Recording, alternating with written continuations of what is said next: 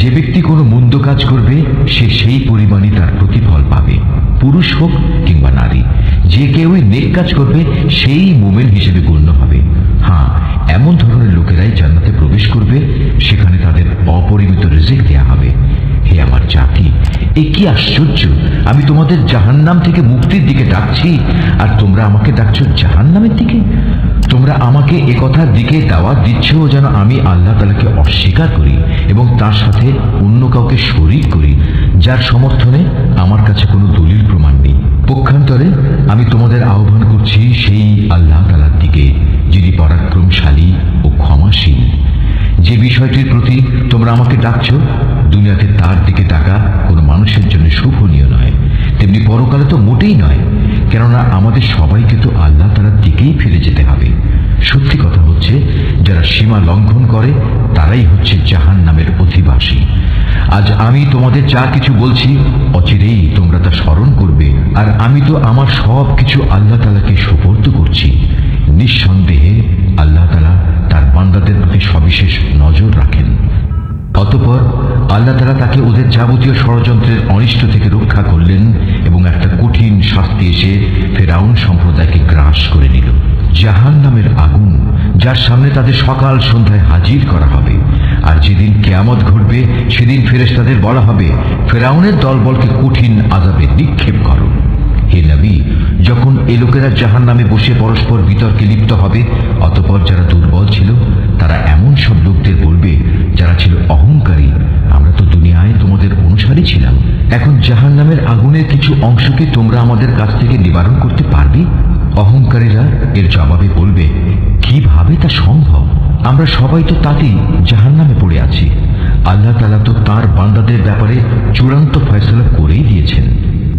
তারপর যারা জাহান্নামে পড়ে থাকবে তারা এখানকার প্রহরীদের উদ্দেশ্য করে বলবে, তোমরা অন্তত আমাদের জন্য তোমাদের মালিকের কাছে দোয়া করো, তিনি যেন কোনো না কোনো একটি দিন আমাদের উপর থেকে আযাব কম করে দেন। তারা বলবে, তোমাদের কাছে কি তোমাদের নবীরা সুস্পষ্ট নিদর্শন নিয়ে আসেনি? তারা বলবে, হ্যাঁ এসেছিল, কিন্তু আমরা তাদের কথা শুনিনি। জাহান্নামের যারা প্রহরী তারা বলবে, তাহলে তোমাদের দোয়া তোমরা নিজেরাই করো। আর সত্য কথা হচ্ছে, কাফেরদের দোয়া ব্যর্থতা ছাড়া আর কিছুই নয়। নিশ্চয়ই আমি আমার নবীদের ও তাদের উপর যারা ঈমান এনেছে তাদের এ বৈষয়িক দুনিয়ায় যেমন সাহায্য করি, তেমনি সেদিনও সাহায্য করব, যেদিন তাদের পক্ষে কথা বলার জন্য সাক্ষীরা দাঁড়িয়ে যাবে, যেদিন জালেমদের ওজর আপত্তি কোনোই উপকারে আসবে না। সেদিন তাদের জন্য শুধু থাকবে অভিশাপ, তাদের জন্য আরো থাকবে নিকৃষ্টতম আবাস। আমি মূসাকে অবশ্যই পথ নির্দেশিকা দান করেছিলাম এবং বনী ইসরায়েলদেরও আমার কেতাবের উত্তরাধিকারী বানিয়েছিলাম। তা ছিল জ্ঞানবান মানুষদের জন্য হিদায়াত ও সুস্পষ্ট উপদেশ। অতএব তুমি ধৈর্য ধারণ করো, আল্লাহ তাআলার প্রতিশ্রুতি অবশ্যই সত্য। তুমি বরং তোমার গুনাহ খাতার জন্য আল্লাহ তাআলার কাছে ক্ষমা প্রার্থনা করো এবং সকাল সন্ধ্যায় তোমার মালিকের সপ্রশংস পবিত্রতা ও মহিমা ঘোষণা করো। নিজেদের কাছে কোনো দলিল প্রমাণ না আসা সত্ত্বেও যারা আল্লাহ তাআলা নাজিল করা আয়াতসমূহ নিয়ে বিতর্কে লিপ্ত হয়, তাদের অন্তরে কেবল অহংকারী ছেয়ে থাকে। তারা কখনো সে সাফল্যের জায়গায় পৌঁছবার যোগ্য নয়। অতএব হে নবী, তুমি এদের অনিষ্ট থেকে আল্লাহ তাআলার কাছে পানা চাও, কেননা তিনিই হচ্ছেন সর্বশ্রোতা, সর্বদ্রষ্টা। অবশ্যই আসমান ও জমিন সৃষ্টি করা মানুষকে দ্বিতীয়বার সৃষ্টি করা অপেক্ষা বেশি কঠিন, কিন্তু অধিকাংশ মানুষই জানে না। অন্ধ ও চক্ষুষ্মান ব্যক্তি কখনো সমান হয় না, ঠিক তেমনি যারা ঈমান আনে ও নেক আমল করে তারা এবং দুষ্কৃতিপরায়ণ ব্যক্তি কখনো সমান নয়। আসলে তোমাদের কম সংখ্যক লোকই আমার হেদায়েত থেকে উপদেশ গ্রহণ করে। কিয়ামত অবশ্যম্ভাবী, এতে বিন্দু মাত্র সন্দেহ নেই, কিন্তু অধিকাংশ লোকই তা বিশ্বাস করে না। তোমাদের মালিক বলেন, তোমরা আমাকে ডাকো, আমি তোমাদের ডাকে সাড়া দেব। যারা অহংকারের কারণে আমার ইবাদত থেকে নাফরমানি করে, অচিরেই তারা অপমানিত ও লাঞ্ছিত হয়ে জাহান্নামে প্রবেশ করবে। আল্লাহ তাআলা যিনি তোমাদের জন্য রাত বানিয়েছেন যেন তোমরা তাতে বিশ্রাম নিতে পারো এবং দিনকে পর্যবেক্ষণকারী আলোকোজ্জ্বল করেছেন, নিশ্চয়ই আল্লাহ তাআলা মানুষের প্রতি সবিশেষ অনুগ্রহশীল, কিন্তু অধিকাংশ মানুষই কৃতজ্ঞতা আদায় করে না। এ হচ্ছেন আল্লাহ তাআলা, তিনি তোমাদের মালিক, প্রত্যেকটি জিনিসের একক স্রষ্টা। তিনি ব্যতীত অন্য কোনো মাবুদ নেই। বলো, তোমরা কোথায় কোথায় ঠোকর খাবে? যারা আল্লাহ তাআলার আয়াতকে অস্বীকার করেছে তাদেরও এভাবে দাঁড়ে দাঁড়ে ঠোকর খাওয়ানো হয়েছিল।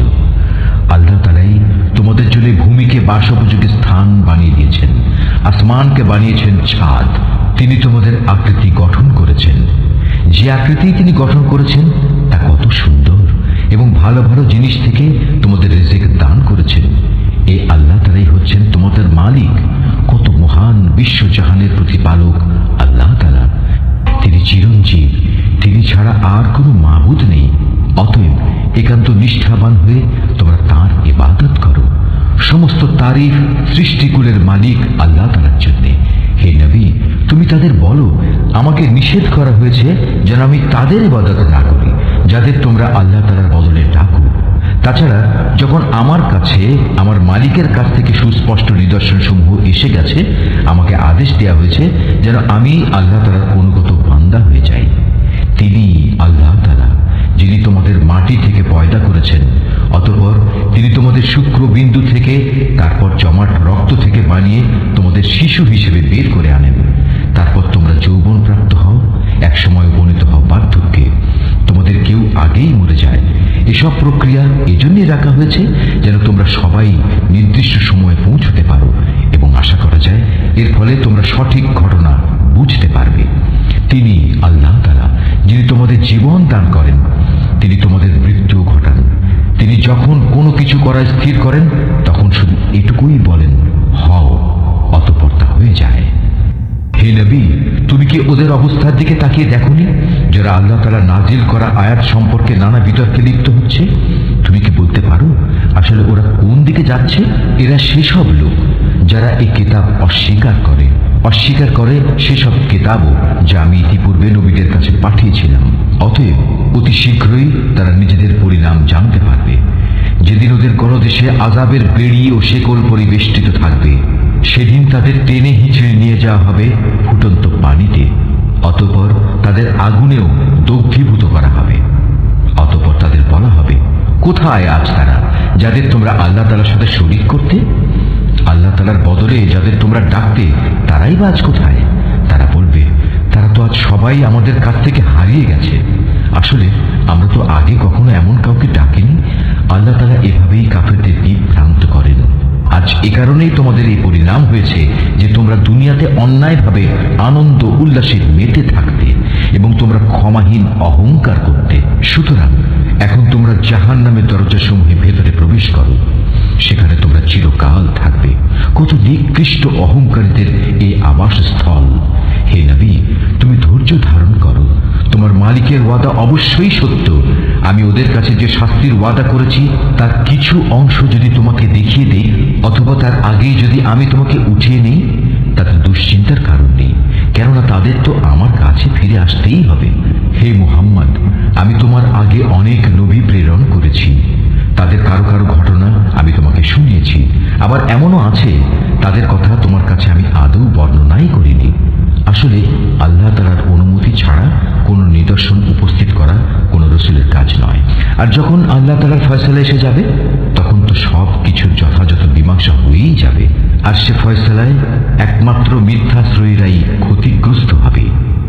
আল্লাহ তাআলাই সেই মহান সত্তা যিনি তোমাদের জন্য চতুষ্পদ জন্তু পয়দা করেছেন, যেন তোমরা তার কতেক প্রকারের উপর আরোহণ করতে পারো, আর তার মধ্যে কতেক প্রকারের তোমরা গোশত খেতে পারো। তোমাদের জন্য তাতে আরো বহুবিধ কল্যাণ রয়েছে। তোমরা তার উপর আরোহণ করে তোমাদের নিজেদের মনের ইচ্ছা ও প্রয়োজনীয় স্থানে উপনীত হতে পারো। তোমরা তাদের উপর আরোহণ করো, অবশ্য নৌকার উপরও তোমরা আরোহণ করো। আল্লাহ তাআলা তোমাদের কুদরতের আরো নিদর্শন দেখাচ্ছেন। তুমি আল্লাহ তাআলার কোন কোন নিদর্শন অস্বীকার করবে বলো? এরা কি জমিনে চলাফেরা করেনি? করলে তারা অবশ্যই দেখতে পেত তাদের পূর্ববর্তী লোকদের পরিণাম কি হয়েছিল। তারা সংখ্যায় এদের চাইতে ছিল অনেক বেশি। শক্তি, ক্ষমতা এবং জমিনে রেখে যাওয়া কীর্তিতেও তারা ছিল অনেক প্রবল। কিন্তু তারা যা কিছু কাজকর্ম করেছে তা তাদের কোনোই কাজে আসেনি। যখন তাদের নবীরা তাদের কাছে সুস্পষ্ট প্রমাণপত্র নিয়ে হাজির হলো, তখন তাদের কাছে জ্ঞানের যা কিছু ছিল তা নিয়ে তারা গর্ব করল এবং দেখতে দেখতে সে আযাব তাদের এসে ঘিরে ফেলল, জানিয়ে তারা ঠাট্টা বিদ্রুপ করত। অতঃপর তারা যখন সত্যি সত্যি আমার আযাব আসতে দেখল, তখন বলে উঠল, হ্যাঁ, আমরা এক আল্লাহ তাআলার উপর ঈমান আনলাম। যাদের আমরা আল্লাহ তাআলার সাথে শরীক করতাম তাদের আমরা প্রত্যাখ্যান করলাম। কিন্তু তারা যখন আমার আযাব দেখল, তখন তাদের ঈমান তাদের কোনো উপকারই এলো না। আল্লাহ তাআলার এই নীতি হামেশাই তার বান্দাদের মাঝে কার্যকর হয়ে আসছে, আর এখানে কাফেররাই ক্ষতিগ্রস্ত হয়।